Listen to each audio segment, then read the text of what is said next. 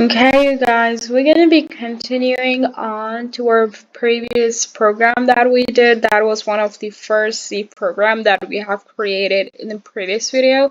But now we're going to be updating that program by applying different methods that we have studied in the previous lectures, okay? So this was the first program that we practiced, or I just taught you guys about in the last video. Now we're going to be continuing on to our second program, and before we really write a code of the second program, I want to ask a question: that how can you assign a value to a variable, and then you're gonna print that variable on the value of that variable on the output screen. So here I have an online compiler. You can also download compilers like a CodeBlocks, but I would recommend you guys the Turbo C++, okay? So before wasting any time, so let's just dig it in. We're gonna be assigning a value to a variable, and then we're gonna be printing that value on the output screen. So let's see how this goes. So first we gotta mention some libraries. Hashtag include stdio.h, hashtag include conio.h, and these are the libraries that we usually use to use some functions in the main, just like main. Here we go. The curly brackets, and between these two curly brackets we're going to be writing our program. First of all, we have to write the data type, which shows that what kind of data type are we using. Like, is it an integer data type? So we're going to be displaying numbers and I'm sorry, if it's going to be character data type, we can use char. If we're using float data type, it's going to be float. So we're going to try all of them, but first let's start with int a is equals to 1, okay, or you can say 10. Now this is a data type, int a is equals to 10, and we have assigned the value of 10 in the a, right? So a is like a memory block in your RAM, and then 10 is the value that is being held by the a, okay? So now we're gonna write printf. Always remember that if you want to display something on the output screen, or if you want to give any message, so you will always come across this function printf, right? And these are the different functions that we are using that are already defined in these libraries, okay?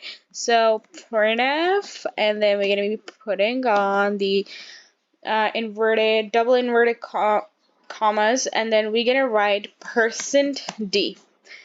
This is a format specifier. It shows that what kind of output do we want, right? %d, and then we're gonna put comma and then write a. This statement means that display the value of a, okay? %d is here is acting like a format specifier. It shows that what kind of output do you want on your output screen. So %d means to display an integer, a data type, or integer type. It's an integer type mode, okay? So it's gonna display 1 to us, but we have to write get ch as well to hold the output screen. Okay guys, so now we're going to be running this program, so let's just stick it in. Once you have run this program, look, the output is the 1, right?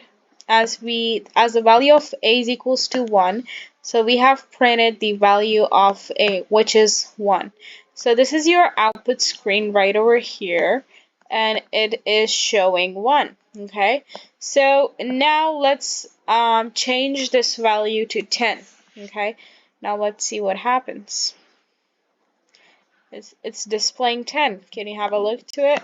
It's displaying 10. Okay, so this is how you can assign a value and then uh, display that value on the output screen. Okay, now I have tried the int. Now let's take a look towards the float. Okay, float a is equals to, there must be a decimal point. I'm gonna write 1.0.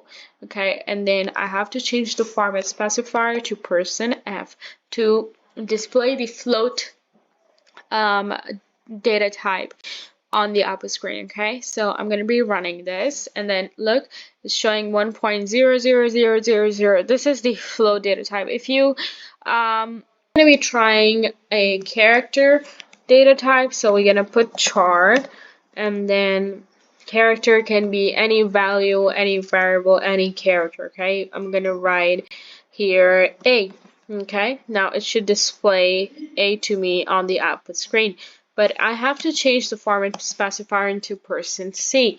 Now let's take a look. Look, a is being displayed on the output screen, as you can see right over here. Okay, so this is how you can assign a value to any variable and then displayed on the output screen. Okay, so now let's take a look on how can we get a value from the user and on the output screen, and then put that value, or you can say assign that value that has been given by the user into the variable. Like here we have a variable a.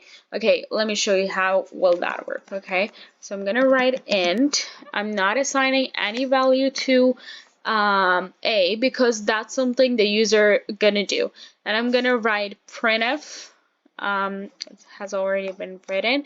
I'm just gonna write enter any value to any integer type value, integer value to, okay, just enter any integer value. Okay, so now we're gonna use another function known as scanf, and scanf is used to get any value from the user. Okay, if you want to get any sort of value from the user, you're going to be using scanf, and if you want to print a message on the output screen, then you're going to be using printf. So scanf, I'm going to write here %d, sorry, it's a small d, and comma, and I'm going to write and a.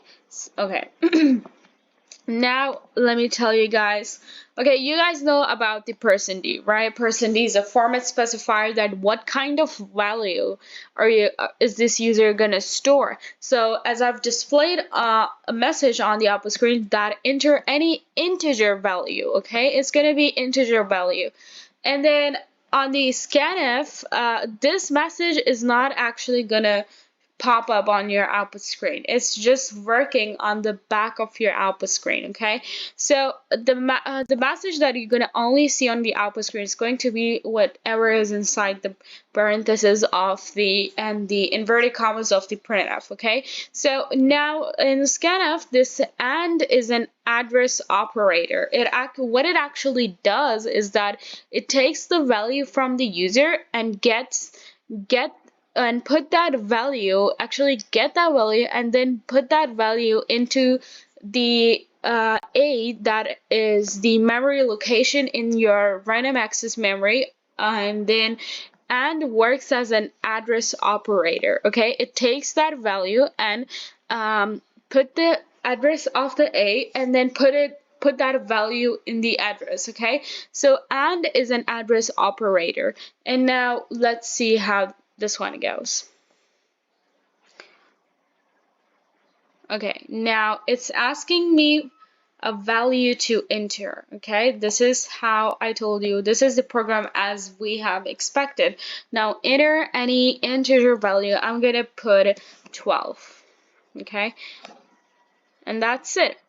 The 12 value is being stored in the a variable. Okay, now it's telling me to press enter to finish the program, and here we go. Okay, if you want to confirm that the value of A has been whatever the value you have put in, you can just put another printf, and then you can say the value you have entered is person D, and then you can put comma A. Okay, so now it's gonna print that value again. Okay, so let me just run that. I'm just gonna enter a value that is going to be, let's say, 19. Okay, now I have entered the value here, and the our laptop or our hardware has assign this value to the A. Okay, so if you want any proof, so let's see how this one goes. Now the value you have entered is 9.